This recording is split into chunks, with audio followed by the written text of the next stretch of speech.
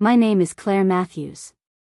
I'm 39 years old, and for 17 years, I was an integral part of a company I believed in, a company I helped build from the ground up. I had worked my way up, starting as an entry-level associate and eventually becoming a senior manager. I spent nearly 2 decades giving everything I had to this place, believing in its mission, its people, and the value of hard work. But in the blink of an eye, everything I thought I knew about loyalty and trust was shattered. It was a Wednesday morning, and I walked into the office, as I had done thousands of times before. I felt the familiar hum of the building, the quiet buzz of people going about their work, the low murmur of conversations and the steady rhythm of emails pinging in my inbox. It was just another typical day. Or so I thought. When I received the call to come into the boss's office, I wasn't expecting anything out of the ordinary. Maybe a review, maybe a discussion about an upcoming project. But as soon as I sat down across from my boss, I could see something was different. There was an unusual tightness in his posture, a nervous energy in the air. It wasn't like him.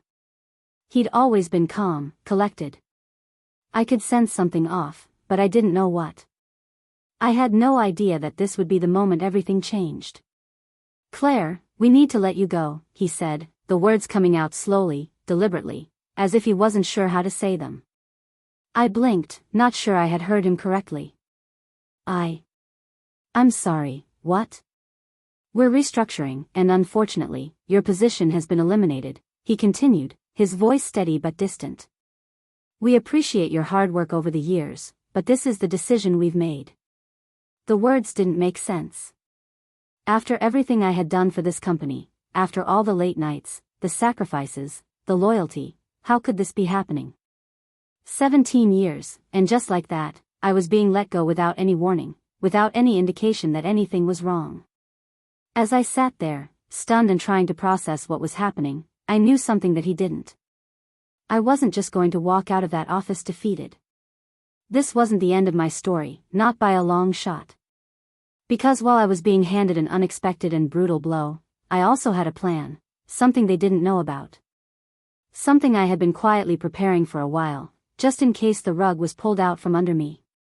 I had seen the signs over the last few months, the quiet rumors, the shift in priorities, the subtle changes in leadership.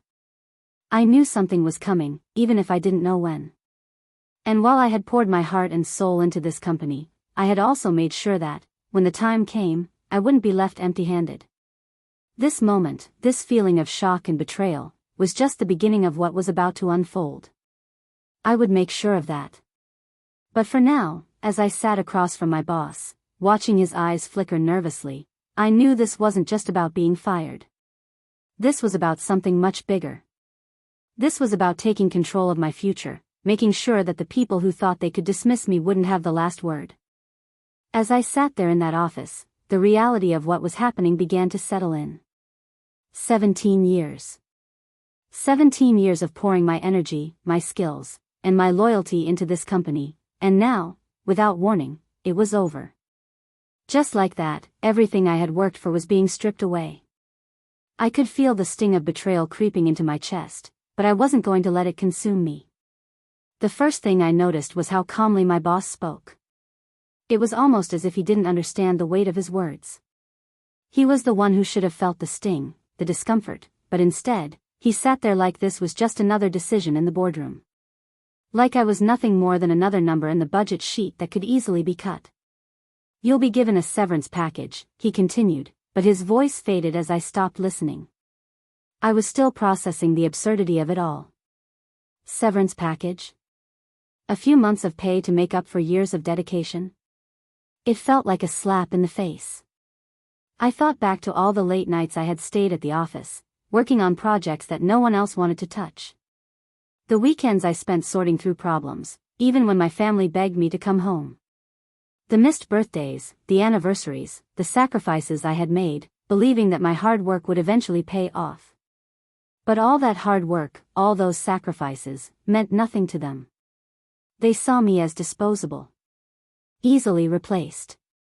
And in that moment, I knew exactly what kind of person I was dealing with. They hadn't just let me go, they had discarded me. They thought they could push me out the door and never look back, never consider the damage they had caused. But I wasn't going to let them get away with it. No. I would make sure they understood the cost of their decision. As I left the office, my mind was racing, but I kept my composure. I didn't want to let them see how much it affected me, not now. I walked out, head held high, as if nothing had changed, even though I was shaking with anger inside. I would give them nothing, no satisfaction. But deep down, I knew this was just the beginning. The fire that had been ignited inside me wasn't going to burn out easily. That night, I sat in my apartment, alone. I replayed the meeting in my mind over and over. The shock. The betrayal. The indifference in my boss's eyes. I thought of the countless hours I had spent working with him, presenting ideas, solving problems, building relationships with clients on behalf of the company. I had been his right hand. But now, I was nothing to him but a name on a list of casualties in some corporate restructuring plan. It wasn't enough to be fired. No, I needed something more. I needed to show them that they couldn't just erase me like this. And that was when the idea began to take shape. It wasn't going to be enough to leave quietly, to just take the severance and move on. I was going to make them regret this decision. I was going to make sure they understood that people weren't just pawns in their corporate games. They would see exactly what happens when you push the wrong person too far. I began to think about my options. I wasn't naive. I knew how these companies worked. They would try to bury everything, to erase any trace of me from their records. They would hire someone new, someone who would quickly forget the value I had brought to the company. But I wasn't just going to walk away and let them rewrite the narrative. I wasn't going to let them pretend I was a mistake or that my contributions didn't matter. I started gathering everything. Every email, every project I had led, every conversation where I had gone above and beyond. I had been there when no one else had the courage to step up.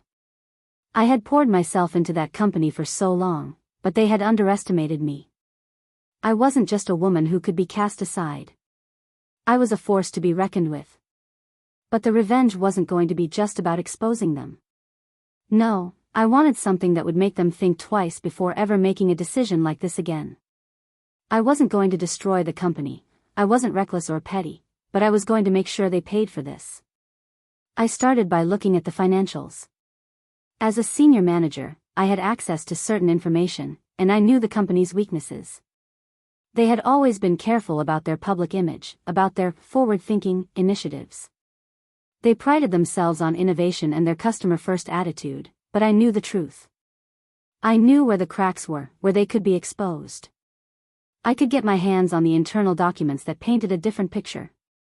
The inflated profits, the misleading claims, the promises they had made to investors that they couldn't keep. I had seen it all, and now I was going to make sure it came to light. I also knew the board of directors. I had been in countless meetings with them, working closely to ensure smooth operations.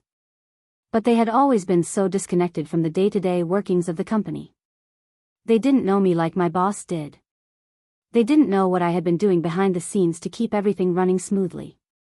And now, I was going to make them see exactly how important I had been. I wasn't going to sit back and watch them replace me with someone who wouldn't even know the ins and outs of the company. I reached out to a few trusted former colleagues, people I had worked with over the years who had always respected me. People who knew what I had done for the company. They were the ones who could help me gather the final pieces of information, the ones who had witnessed everything and could verify it. Slowly, I built my case.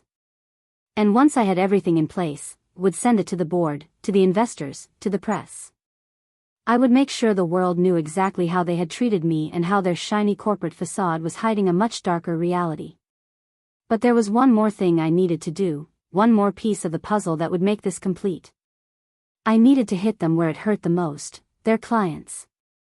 I started working on a carefully worded letter, one that would outline everything I had learned about their deceptive practices. It was professional, calculated, but it carried a truth that no one could ignore. I knew it wouldn't be easy, and it would take time. But in the end, it would expose the company for what it truly was, a place that didn't value its people, a place that would do anything to protect its image, even if it meant sacrificing the truth. I had the power now. They had fired me without a second thought, but I wasn't leaving quietly. This wasn't just about getting back at them, it was about showing them that you can't just toss people aside and expect no consequences. I wasn't going to be forgotten. And when I was finished, neither would they. I spent the next few weeks working quietly, methodically, without letting anyone in on what I was doing. Every action I took was calculated, every step was planned. The feeling of betrayal still lingered, but now, it was fueling me, driving me to do what I knew had to be done. Every time I thought of the look in my boss's eyes when he told me I was being let go, I felt a fire ignite within me. That fire wasn't just about anger, it was about reclaiming my power, about taking control of the narrative they had tried to steal from me. I had been dismissed with the cold efficiency of someone who had served their purpose and was no longer needed. But I wasn't just going to fade into the background. No, I would make sure they regretted their decision, every single day. My revenge wasn't about wild acts of destruction, it was about carefully executed payback that would expose their arrogance, their complacency, and their disrespect for the people who had helped build their empire. The first move I made was to reach out to my former colleagues. I knew I could trust them, people who had worked under me, who had seen firsthand the decisions I made to ensure the company's success. They were my eyes and ears, and they didn't hesitate to help when I called. I knew they were equally disillusioned by the way they had been treated, and they were eager to see the company face the consequences of its own actions. Together, we went over every document, every email, every internal memo. I dug deeper into the financials, pulling out inconsistencies in the way they reported earnings and inflated their market position. I found discrepancies in how they handled client accounts, promises made to investors that had never been kept. The cracks I had seen over the years were now becoming glaring holes. And I was ready to expose them. I took the information I had compiled and began preparing the perfect storm. The board of directors had always been in the dark about how the company really operated, focusing only on the bottom line and the shiny facade the CEO put on for them. They needed to see the truth, to understand just how much had been hidden from them. The same went for the investors, the people who had trusted the company and poured millions into it, only to be deceived by hollow promises and mismanagement. I carefully crafted an anonymous letter to the board, outlining the internal practices that were not only unethical but, in some cases, borderline illegal. I included documentation, hard evidence that could not be ignored. I knew this wouldn't immediately bring the company down, but it would be a start. It would rattle the foundation they had built their reputation on. Once the board saw what I had uncovered, they would have no choice but to investigate. Next, I focused on the clients. They had been promised so much, and they had received so little.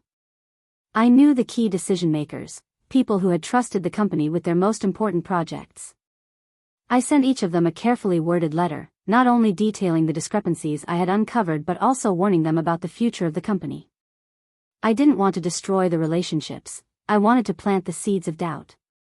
I wanted them to question everything they had been told, to wonder if they were being taken for a ride. As the letters went out, I watched with a sense of satisfaction. I knew that this was just the beginning. The ripple effect would soon take hold. The storm hit much quicker than I had anticipated. Within days, the board was scrambling to address the issues I had raised. Emails began to flood my inbox from people who had received the information I sent. Clients started pulling their contracts, questioning the company's integrity. It wasn't long before the media got wind of the story. Investigative reports were published, shedding light on the practices I had exposed. But the most satisfying part was hearing the CEO squirm. He had been so confident, so sure that I would disappear quietly, that he hadn't anticipated this kind of retaliation.